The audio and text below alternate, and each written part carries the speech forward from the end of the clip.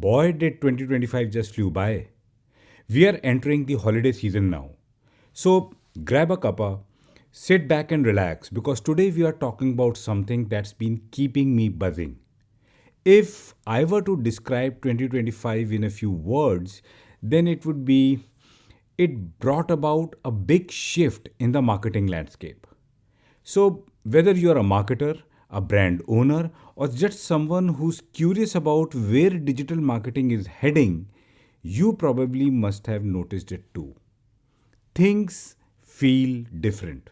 The platforms are changing, the tools are changing, even the way we think about reaching people is changing. As I can see, these shifts are happening in visibility and discoverability, content creation, and conversion. In this episode, I'll break it all down for you.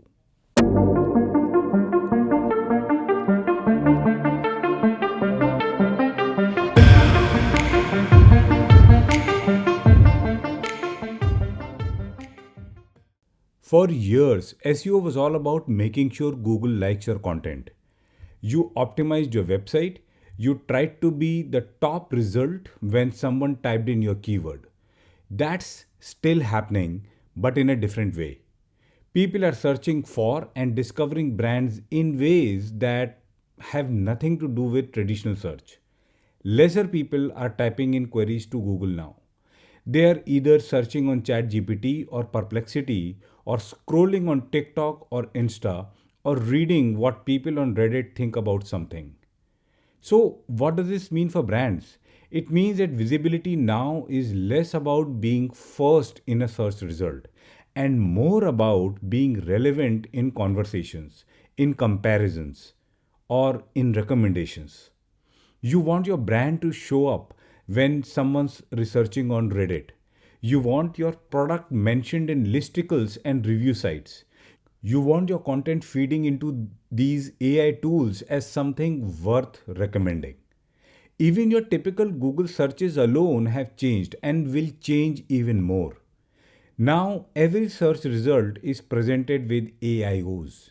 Those 10 blue links have got pushed down in the search UI. As part of their recently announced December update, Google is working on merging AIOs with the AI mode. This will let you seamlessly go deeper in AI mode directly from the search results page. Every search result will not be just 10 blue links. They will contain AI generated summaries. So, if your brand is not ready for this, it will be invisible to an entire generation of searchers. AIOs is one of the most successful launches in search in the past few years. It has increased usage of Google search by over 10% in markets like the US and India. It's very interesting to watch this play out on social media as well. Insta and TikTok have different kind of relationships with AI generated content right now. TikTok launched a new setting in November that lets users choose how much AI generated content they want to see in their For You feed. They're not banning it. Instead, they're giving people control. TikTok made it mandatory to label AI generated content this year with automatic detection through C2PA technology and sophisticated algos analyzing visual patterns. Insta's doing something very similar. Insta's AI labeling policy in 2025 affects all content types. Labeling is done through both automatic detection and manual disclosure. Although the AI info label has been reported to reduce engagement by 15 to 80% depending on the content type. YouTube just cracked down hard on AI generated content, which made it all quite complicated. They announced an update to its partner program monetization policies in July this year. Basically, the policy was updated to discourage content that is mass produced, repetitive, or lacks original insight. Most specifically, content which relied on AI narration without human context. So we ended with having this tension with some platforms allowing it with labels and others pushing back on monetization. As a marketer, you are now caught in the middle trying to figure out where to place your bets. I'm in a fix too. I've been contemplating using AI in my videos but have put it on a back burner for now. Interestingly, YouTube dropped something bigger about CTV. There are more than 250 million connected TV viewers in the US right now. That's users not on mobile or desktop, rather, people watching TV in their living room. And over 150 million people watch YouTube on actual TV screens every month. So, what does this mean for your content? Well, if you have been ignoring long form because you thought everything was going short, you might want to reconsider. TV viewers behave differently. They are leaning back, not leaning in. They want stories, deep dives, and series they can follow. Moving beyond device screens, one cutting edge tech got a major boost this year: AR. AR has been around for years now, but its development has been, for lack of better word, fragmented. There have been multiple ways the tech got picked up by brands like IKEA and Amazon. Snapchat filters have been around a long time now, but most of them were short of hardware that could give a proper meaning to its existence. The hardware is finally getting there. Meta's Ray-Ban glasses are actually being used by regular people now. Snap, the parent company of Snapchat, also announced plans to launch a consumer version of its AR glasses called Specs in 2026. Over 175 million people play lens games on Snapchat every month, and the number of Snapchatters sharing them has more than doubled since last year. Companies that have adopted AR have reported about 70% higher brand recall rates, and 98% of consumers who have tried AR say that they found it helpful in making purchase decisions. And Gen Zs are the ones that are influencing these tech developments and are also changing the game in a way that's actually bringing us back to something old: TV shows, but not on TV, on social media. It is estimated that about half of adults between 18 and 34 are reportedly watching microdramas. Microdramas are 1 to 2 minute scripted episodes of an ongoing storyline. Creators are launching these as serialized content pieces for TikTok or Insta. And brands are catching on. Instead of one off posts, they are creating scripted social media content that gives people a reason to come back. All of this and other factors like doom scrolling and feed fatigue are giving rise to micro communities. It's not about going viral anymore. It's about having a deeply engaged group who actually cares about what you're saying. This is largely driven by the fact that Gen Z value authenticity over branded content. As a result, TikTok added the bulletin boards feature. This is similar to broadcast channels on Insta and groups on LinkedIn. If you could find a way through these tech and marketing trends and become visible, the first milestone is hit. People see your content. But what next? This is where the conversion tech became interesting during the year. Look at YouTube's CTV move. It's not just about organic reach. The CTV ad market is projected to grow very fast, and YouTube is going all in on serving ads on TV screens. And the targeting is getting shockingly good. We tend to ignore a small detail. When you're watching YouTube on your TV, you're often not alone. You're with your family, partner, or roommates. And advertisers are starting to think about household level targeting instead of individual targeting. It's a different psychology, a different kind of persuasion. Then, a few months back, Meta rolled out Andromeda, their next generation ad targeting system. Meta claims that the deployment across Insta and Facebook apps has more recall improvement and better improvement in ad quality on selected segments. What these AI enabled ad systems like Andromeda are doing is that they are shifting focus from niche targeting to creative diversification as the best lever to find the most relevant audiences. Instead of creating hyper targeted segments, you are now consolidating campaigns. Think about it. You might have one campaign across multiple audience types, geographies, and placements. You're letting Meta's AI to find the overlap between your creative and the right person. Moving beyond Meta, climate data marketing is a unique shift that emerged this year. Brands are starting to use climate and weather data to target their ads. It will be very interesting to see weather data playing an even more central role in the evolution of programmatic advertising. Brands are using it to enhance relevance and precision at scale with hyper-local weather insights.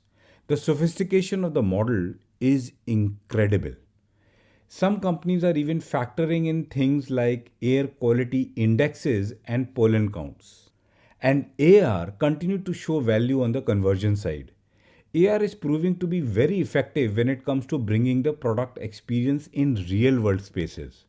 It is helping people make purchase decisions better and faster. The upgraded Meta Ray-Ban smart glasses have been quite a success this year. Snap rolled out its sponsored AI lenses to all advertisers. It blends AI and AR in a very novel way. These high production lenses place users into AI generated scenes. Snapchat's been making this really accessible for brands of all sizes by partnering with Shopify.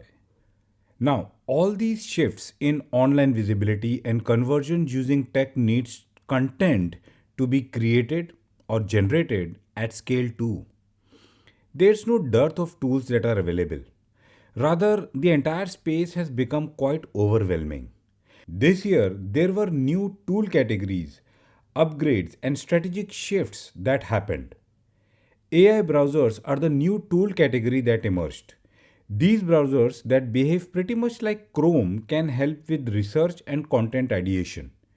Dia, Atlas by OpenAI, Comet by Perplexity, or Neon by Opera aren't just for browsing. You can use them to research competitors, gather insights, and summarize information. When you're using Comet or Dia to browse the web, the AI is summarizing information as you go. You're not just reading an article, you're getting the key points instantly. You can ask the AI agent on the side of the screen questions about what you are reading. You can compare information across multiple sources quickly. They're useful for the planning phase of content creation. Some have marketplaces for various use cases, including marketing. We are seeing one of the fiercest browser wars in decades, and this is likely to blow up further next year.